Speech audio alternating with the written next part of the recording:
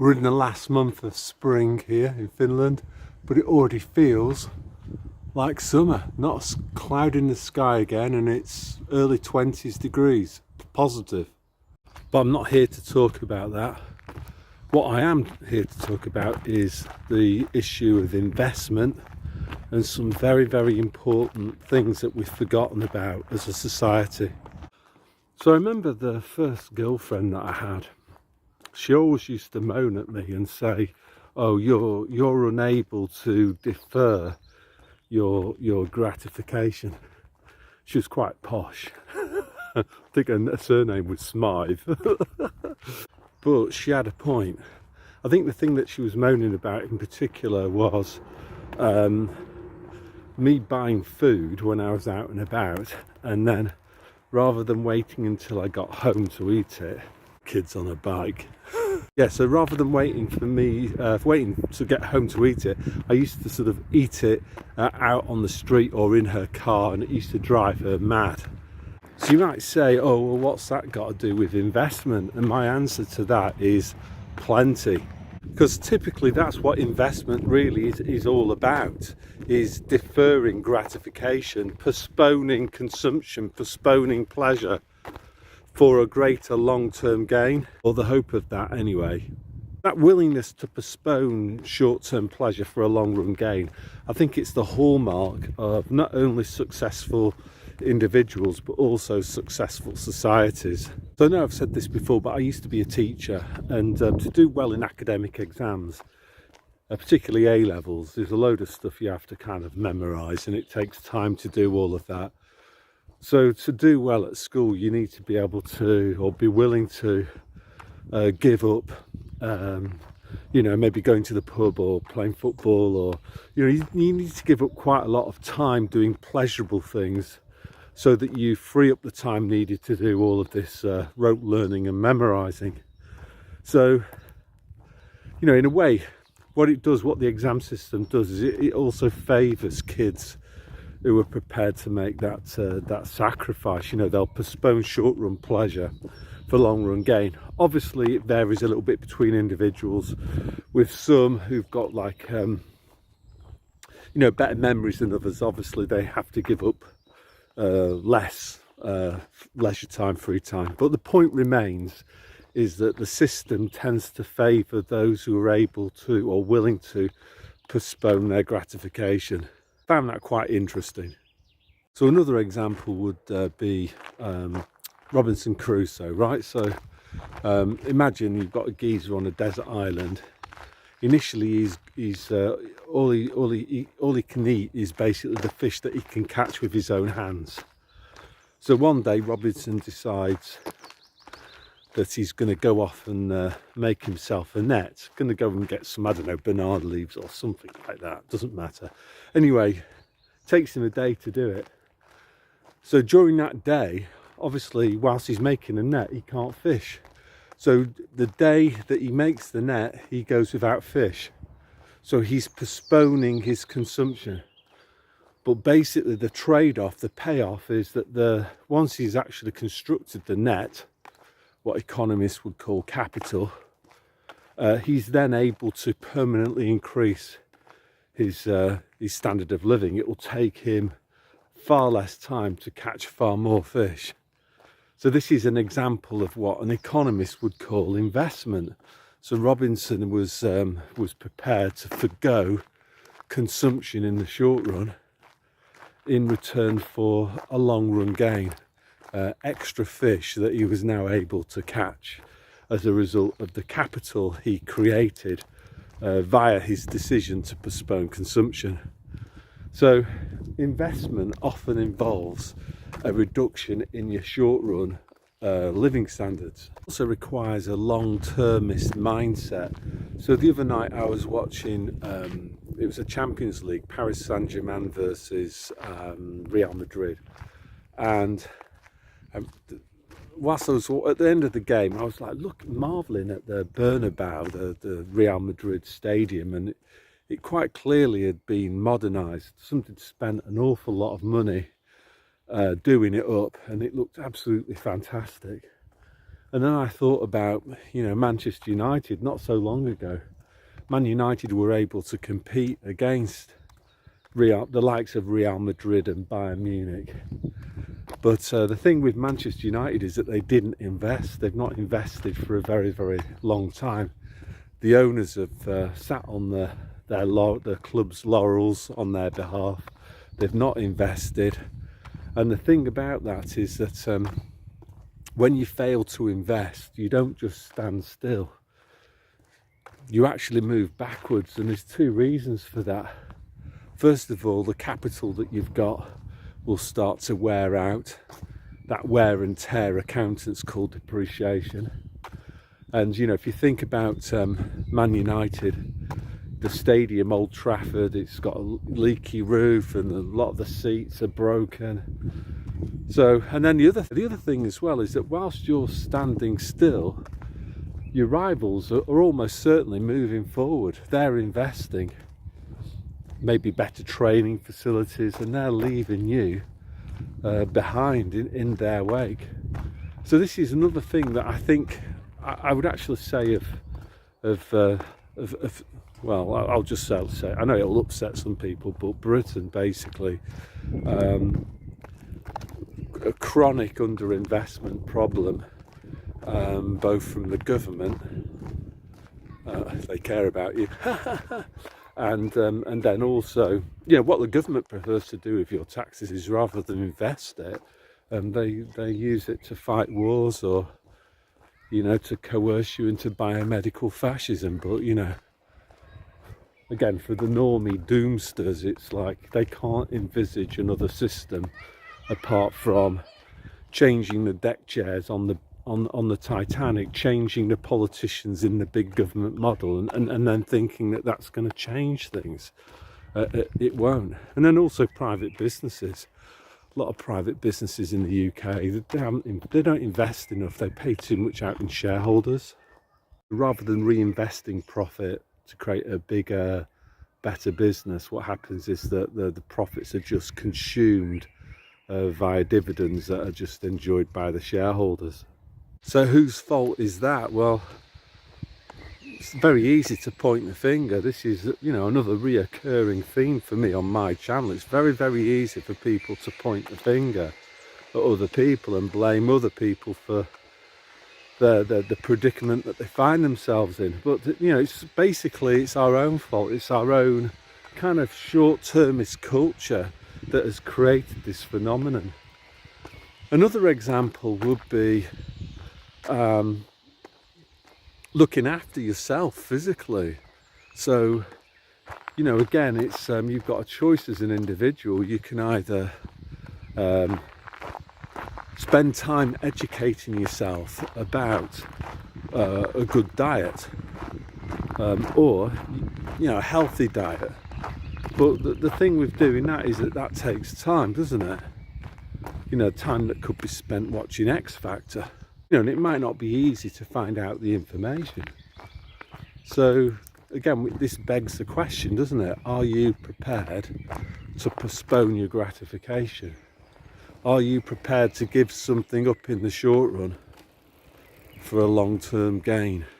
Seen this geezer here? Another Finn. But cycling, Finns, I must admit, you see a lot of Finns doing exercise, very sporty people. So, can you be bothered to do that, to get out and do some exercise and all the rest of it? Again, it's almost like investing in yourself personally, isn't it? Same would be, are you just going to take the word of the BBC and Daily Mail? Or are you going to invest in yourself and dig a little bit deeper and keep an open mind about things? Again, you could see it almost like an investment decision. Yeah, so just a tiny little bit more economics before I hit you with the main point at the end of this video. So look, if you imagine an economy can either produce consumer goods, and consumer goods are things that are consumed for immediate pleasure. So an example of a consumer good might be a burger. Capital goods are the other things that society can produce. Then capital goods are machinery. So machinery like, I don't know, a computer-aided manufacturing robot or a screwdriver or something like that. Those aren't consumed for immediate pleasure, but they are very, very, very, very important in that they're used to produce, capital goods are used to produce consumer goods. So successful societies, what they do is that they transfer their productive resources, or some of them anyway, out of producing consumer goods into producing capital goods. What's the result of that? Well, you're going to produce fewer consumer goods, so there's going to be less consumption, so there's going to be a fall in short-run pleasure. But in the long run, as a result of investing, you're going to be your economy's capacity, its productive capacity, is going to be miles higher in the years following the investment. So if you're prepared to take that short-run hit by moving productive resources out of producing consumer goods into producing capital goods, that'll be a very, very good strategy for you in the long term. But again, are you prepared to take the short-run hit? Windy here, but I'll just show you the lake. It looks beautiful.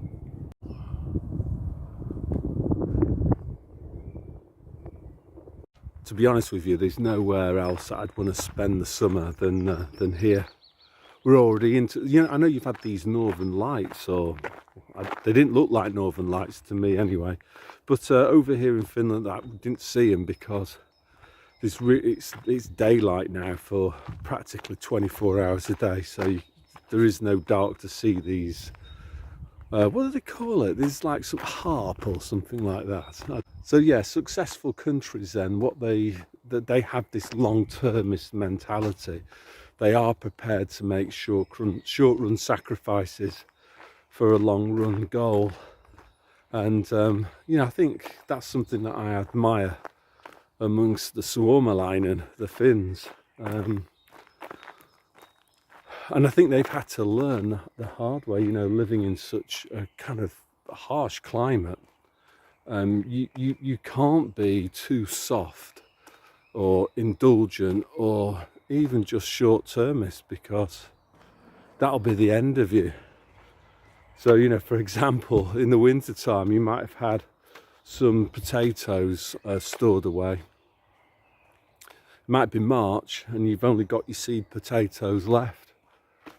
So if you were somebody that was short-termist and unable to defer their gratification, you'll eat your seed potatoes, aren't you? So you maybe get through the springtime, but come autumn you'll have nothing to eat and you'll die. So I think there's been, you know, it's been quite a brutal environment really for Finns, and it's kind of bred those sort of undesirable characteristics out. You won't see many Finns, for example, eating on the street or anything like that, and they do tend to be pretty long-termist. Okay, so now for the bit. So we all know that people responded to the biomedical fascism in different ways.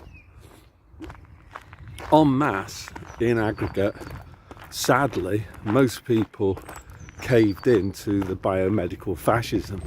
What they decided to do was to trade their souls and any sense of morality, natural law, in return for their creature comforts.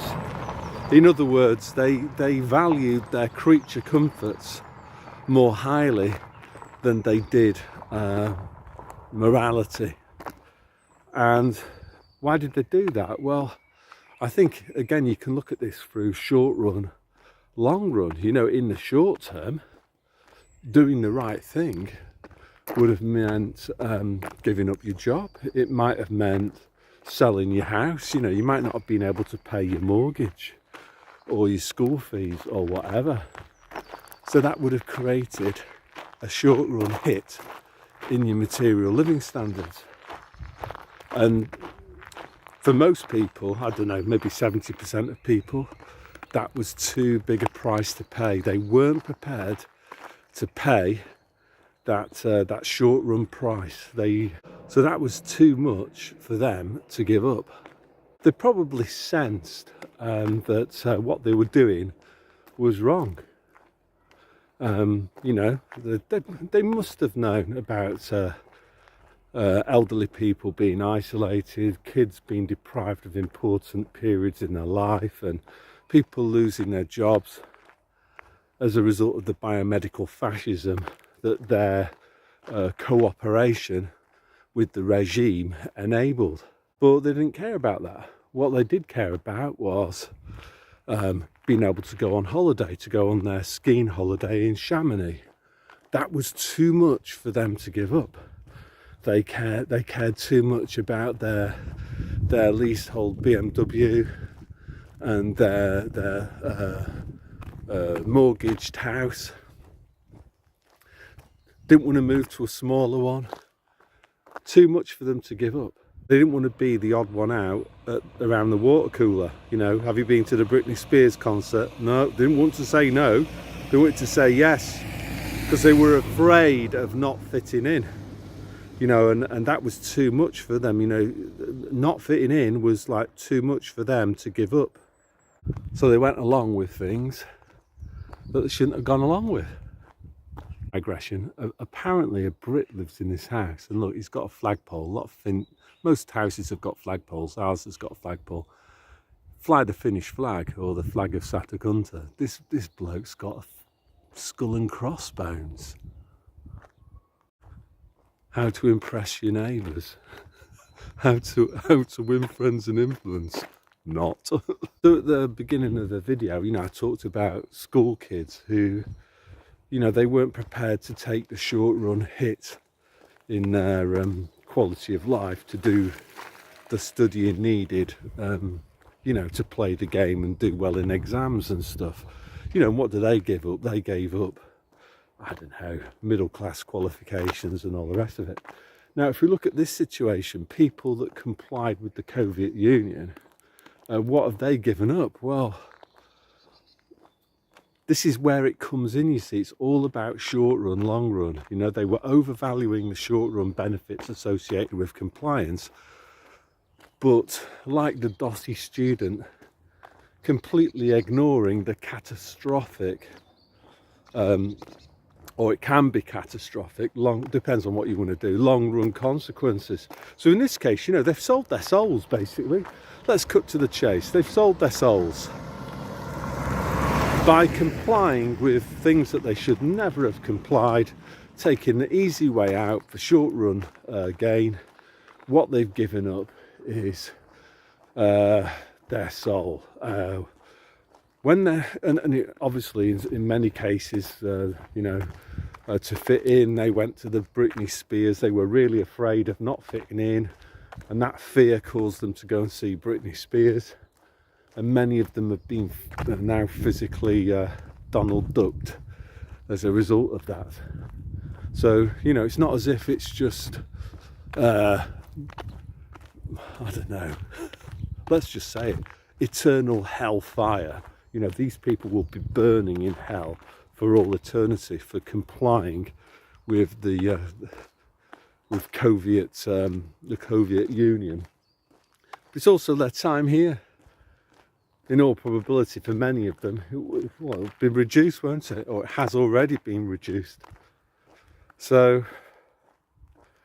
yeah, that's all I want to say today. So basically, my advice, I think, is, and it's something that schools should teach kids, is this idea of short-run sacrifice is a good thing, typically, because the long-term gain nearly always is, I don't know, 10 or 20 times higher than the initial cost, what you initially had to give up to make that investment.